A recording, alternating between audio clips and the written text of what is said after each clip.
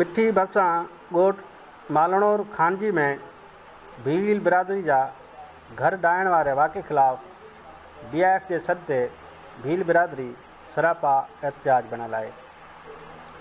ॻोठ में घर डाइण वारे वाक़े ख़िलाफ़ भील बिरादरी पारां BIF जे सॾ ते अॼु ॿिए ॾींहुं बि मिठी में वकील लजपत राय सूराणी, वकील हेमराज भील ऐं ॿियनि जी अॻवानी में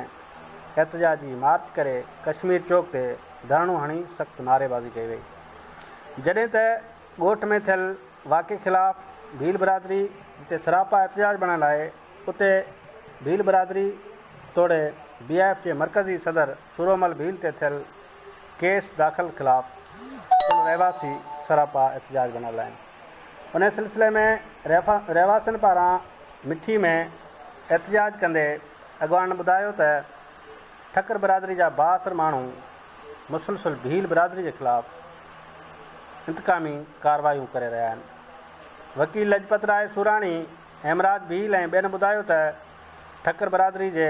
माण्हुनि खे बाअसर वॾेरनि जी मुकमल सपोर्ट हासिलु हुजण जे करे रेवेन्यू तोड़े पुलिस इंतिज़ामिया उन्हनि सां ॿिट बणियल आहे। हिननि चयो त भील बिरादरी जे ख़िलाफ़ु मुसलसल हिकु मुनज़म साज़िश कई पई वञे, पर इंतिज़ामिया को बि नोटिस वठण जे लाइ तयारु न आहे। हिननि चयो त ॻोठ मालणोर खानजी में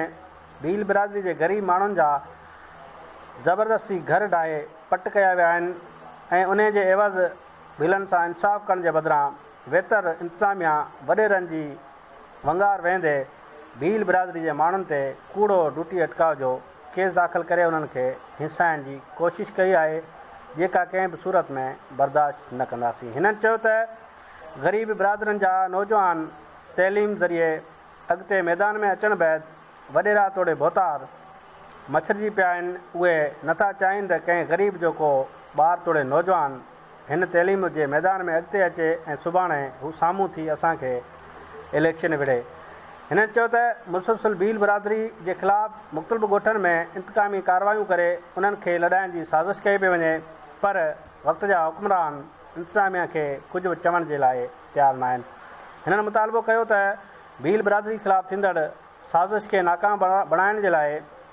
समूरियूं बिरादरियूं मुतहद थियनि, असां थींदड़ इंसाफ़ ख़िलाफ़ु आवाज़ु उथारियो वञे। ॿिए पासे असठर कमिश्नर जावेद डायरी ॿुधायो त